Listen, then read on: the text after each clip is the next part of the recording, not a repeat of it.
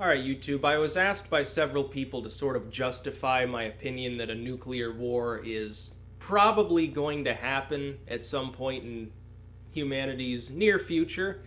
Probably within our lifetimes. I hate to sound doom and gloom. I hate to sound like, I'm raining on everyone's parade. But it's still listed as the number one threat to humanity for a reason, and I think there are several reasons that people haven't really considered. Human nature, certain logical scenarios, things of that nature. The most important thing, however, that I use to determine that it's more likely than not going to happen in our future, not necessarily, in the next 5 years or something like that, but in the future, and very possibly, very probably in our own lifetimes. The reason that I say this is that you simply look at mutually assured destruction and the way that it functions. You can say that something either persists or it does not persist. Do you believe, just ask yourself this, that mutually assured destruction will persist forever? And that at no point in human history's future will there either be a total disarmament or a situation in which one side gets the upper hand? The answer, I believe, is that will happen in the future. Mutually assured destruction at some point in human history in the future will break down. I'll tell you why. This is, by the way, even ignoring various Cold War era, we're still in the Cold War, by the way, mistakes that were made, like, the government accidentally dropping a 3 megaton nuclear warhead on North Carolina, which thankfully didn't go off. Various other things that happened on both sides, actually. The Russians and...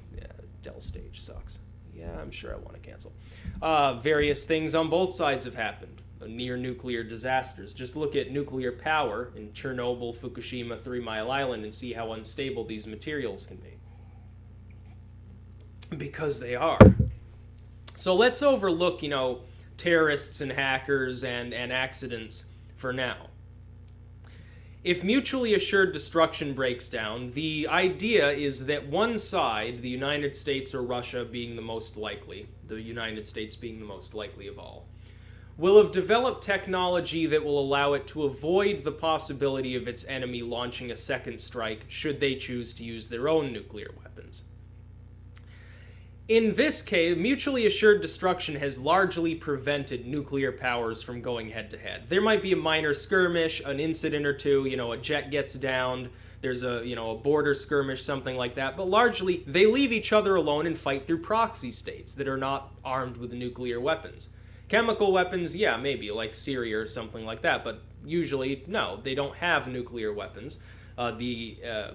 One example where this appears not to be the case is the Korean Peninsula. Of course, North Korea is a Chinese satellite state, a puppet essentially. It does have a few crude nuclear weapons. It's not clear they could actually use them at any effect without destroying themselves in the process, but they're there.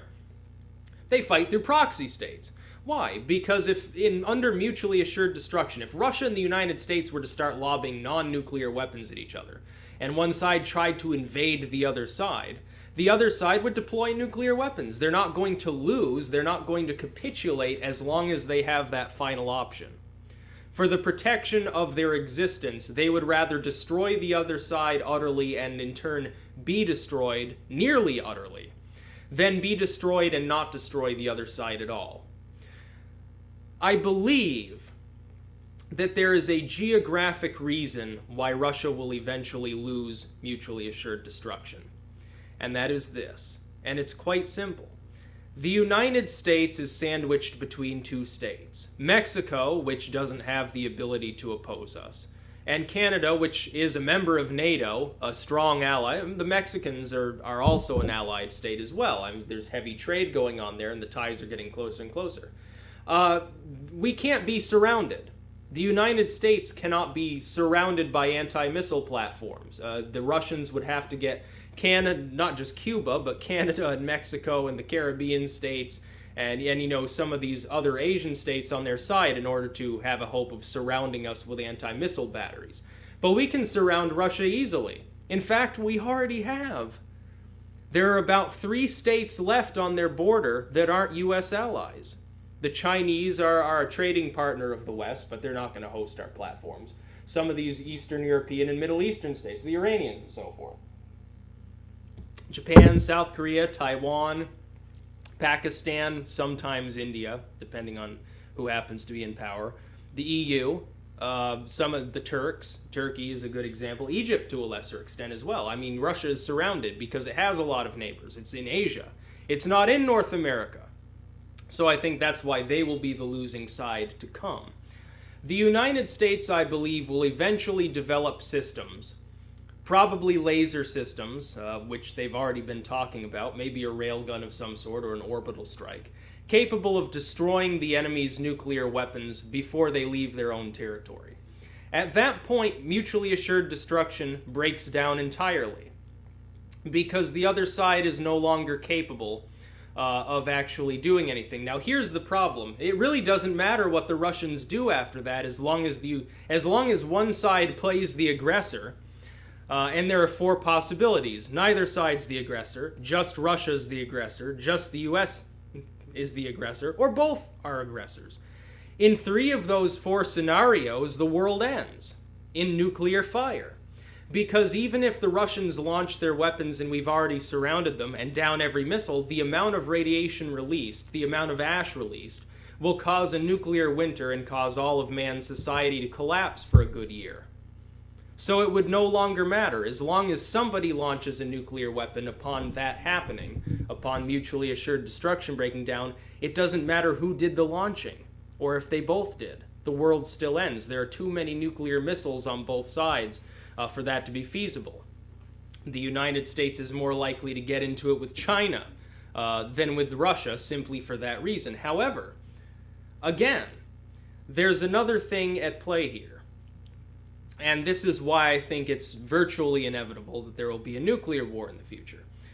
Unless there's a severe balkanization of these Eastern powers or of the US. Unless one of these countries, or one or more of them, breaks down entirely, mutually assured destruction will eventually break down. And it takes the form, there's a common logical riddle, which talks about 2 prisoners which are being questioned separately.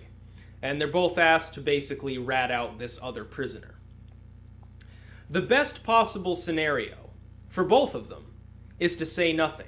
Because in most variants of this riddle, I've heard a dozen different variants. In most versions, if neither of them says anything, they're either let go of scot-free or they get a slap on the wrist punishment. I think it was, in the one I heard, I think it was they get a month in jail. If they both rat one another out, then they both get a bigger punishment. They get a year in jail or something like that. If only one rats the other out, then the one that did the ratting goes free or gets a very small sentence, and the one that got ratted out on is the one that spends the rest of their life in jail. The best possible scenario in this case is that neither of them becomes aggressive. Neither of them challenges the other. Neither of them does harm to the other. As long as they are at peace with one another separately, not necessarily knowing what the other side will do, then they don't get punished, or only very slightly. However, the human tendency in a situation where the risk of being peaceable is so great, when it's gauged to be very high, the natural human tendency is automatically to snap right to aggressor, to become threatening, to do harm to the other side, because the risk of not doing so is too high and too intolerable. In the case of nuclear warfare, where you have a world which is largely split between the US and Russia and several other nuclear states sort of aligned on those same terms, the British and the French are on the side of the US, along with the Germans and Turks, which host missile batteries. The Russians have, to a lesser extent, they have China, which also plays neutral party, sometimes India. Pakistan's, nobody really knows where their loyalties lie. North Korea doesn't really matter in this equation, and neither do the Israelis or Saudis that supposedly have nukes as well. If mutually assured destruction breaks down at some point in the future, one side or the other develops technology allowing them to avoid second strike, and they intend to implement it, they intend to put it into force, then the tendency will be for the other side to attack. And that's why I believe that there will eventually be a nuclear war in our future. Because unfortunately, if we were to deploy such systems, or the Russians did, or the Chinese did, everyone else would attack them. Because nobody would want them to gain the upper hand and gain such complete dominance that it becomes pointless for them even to have a state in a way, because they no longer have the possibility in the future of fighting back. The only other ways I can see this ending, other than one side developing the ability to remove the other side's second strike ability, would be something like an EMP, or a natural event, like the Carrington event, that simply knocks out the whole world, making us basically dirt-poor potato farmers again. Human beings may not exist forever. We might get wiped out off the face of this earth. By pure coincidence, we could have a nuclear war in a week, and then Yellowstone erupts, and then at the same time a 2-mile wide meteor slams into the Indian Ocean. Have a sort of triple threat going on. That could happen, just by chance at some point, just because it hasn't happened yet, and life hasn't been knocked back to the bacterial level before, at least since the Cambrian period. Just because it hasn't happened in hundreds of million years does not mean it can't happen again, unless you think we're cosmically important. All signs point to we're not. We're expendable. We're, one halfway decently civilized race of human beings inhabiting a whirling rock in a piece of the universe that probably no other intelligent life form cares about. Just put that in your pipe and smoke it. So, I believe that in the future, mankind will probably wipe himself out. When I say that, I mean most of the population of the world will be completely vaporized. There'll be survivors. They might be genetically fucked up. They might be mutants. They might get cancer in their 30s, but they'll still be there. A million years later, man may have rebounded, only to build those same weapons again and have the goddamn same situation going on. But I predict that at some point in the future, maybe in our lifetimes, maybe not, because of human nature and because of the competition in technology that is going on a military level, it's going to go kaboom. And it will knock back multiple civilizations. The Southern Hemisphere, I think at the moment, might actually be lucky. We might actually see a time in humanity's future when Australia becomes the world's superpower. Because they've got the technology already. They could make nuclear weapons, by the way, fairly easily. Because the Southern Hemisphere doesn't really have nuclear weapons. There's a small chunk of India that hovers below the equator, I believe, if I remember correctly. All the other nuclear states are in the Northern Hemisphere, and there's less exchange between the atmospheres of the North and South. And so the radiation level down there would be substantially less, potentially. Much of it would have been absorbed by the ocean and watered into the soil. By the time it gets down that low, the oceans would be fucked. You wouldn't be eating much fish unless you wanted to grow gills yourself. But the Southern Hemisphere would be where it's at. They would do a lot better than the North, specifically the Southern Hemisphere near the tropics, because the impending nuclear winter would lower the temperature of the planet quite drastically. So people in the tropics would still be able to grow food. People in northern Australia would probably be fine along the rainforest region. It would wipe out a lot of life on this planet, and it would mutate much of the rest of that life beyond comprehension. You'd see all sorts of probably see weird diseases arising. I've often thought that it's possible that the radioactivity released by nuclear testing during the Cold War, which again we're still in, has caused a higher mutation rate among viruses and bacteria. It's quite simple. It does cause mutations. It is capable of mutating bacterial organisms. There's no reason to believe that it wouldn't. But unfortunately, I see a bleak future for mankind. The only opportunity man has to avert this is, regardless of whether mutually assured destruction breaks down, these sides, either the people or the governments, realize how bad it's getting, how close they are to depopulation, and they do something about it. And they say, this is insane. Are we, God's madmen, so to speak? and then they disarm these weapons. Unfortunately, the likelihood of that happening is also fairly low because, again, you've got these uncooperative groups around the world who want nuclear weapons or who already have them, like the North Koreans. The North Koreans would nuke China. They wouldn't care. They wouldn't care if they nuked Beijing. They're insane. Or at least their government is. No, it's a bleak future for mankind. That's what is probably in our future, is a mushroom cloud. People used to understand this fact. There used to be some outcry over the number of nuclear weapons that were in this world. When they were being built, people said, my goodness, everyone in my family will die. Some people fled the cities. People were building their own bunkers. People were building prefab fallout shelters. They started putting fallout shelters in the post offices.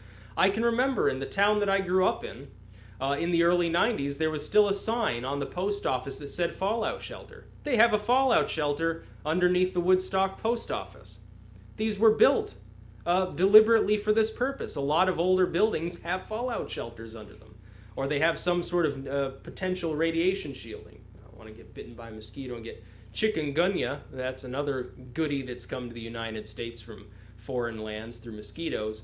No, I think that unfortunately the likelihood is above 50% that in the next, let's say, 100 years or so, that one side will break mad and then all hell will break loose.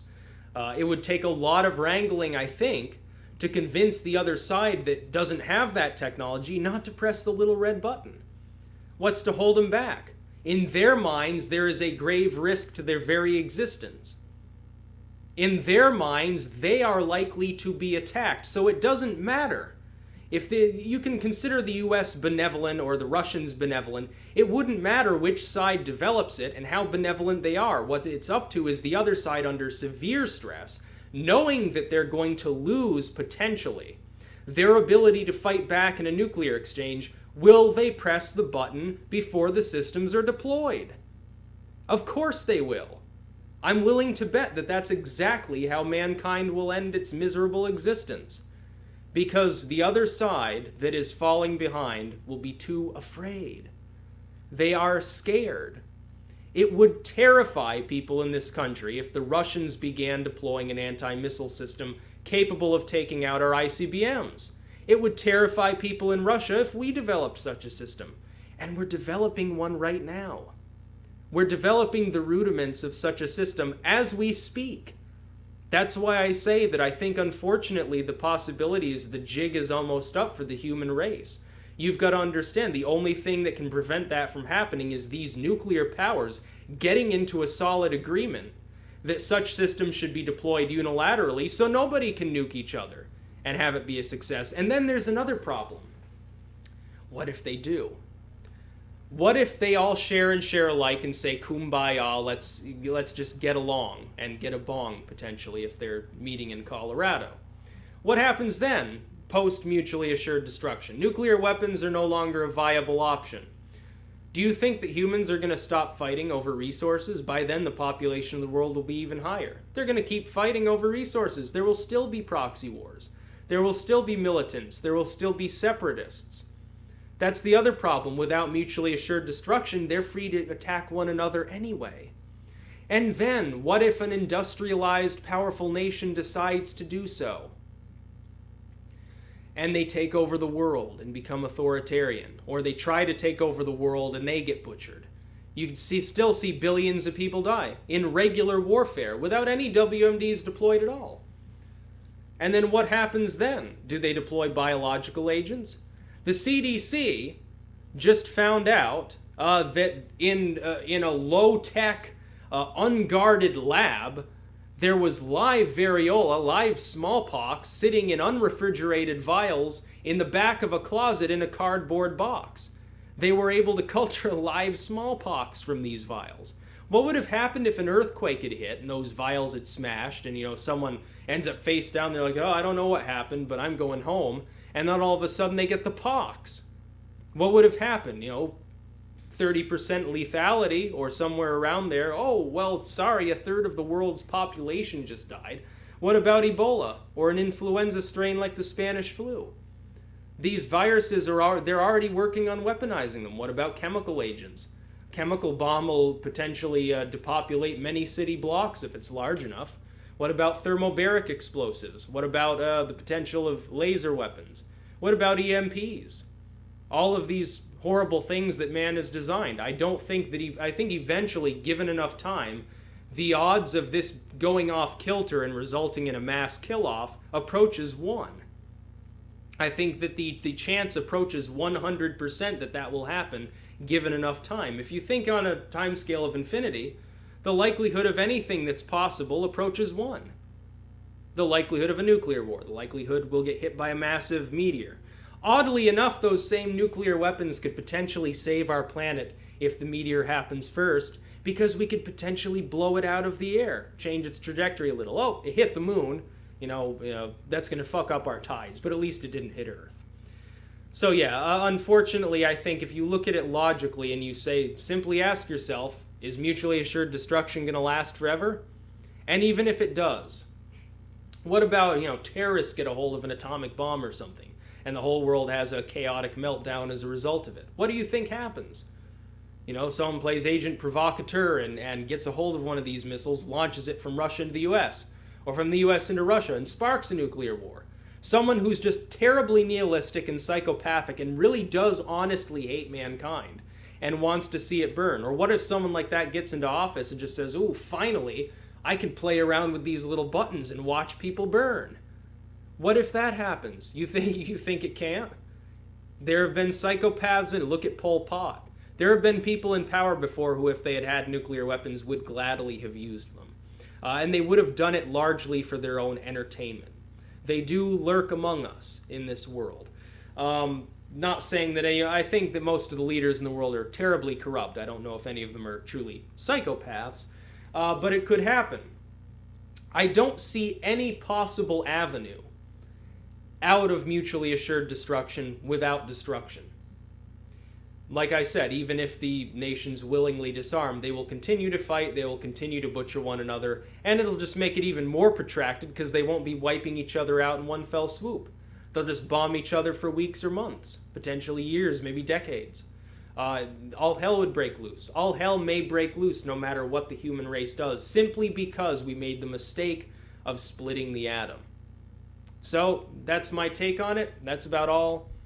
Peace out.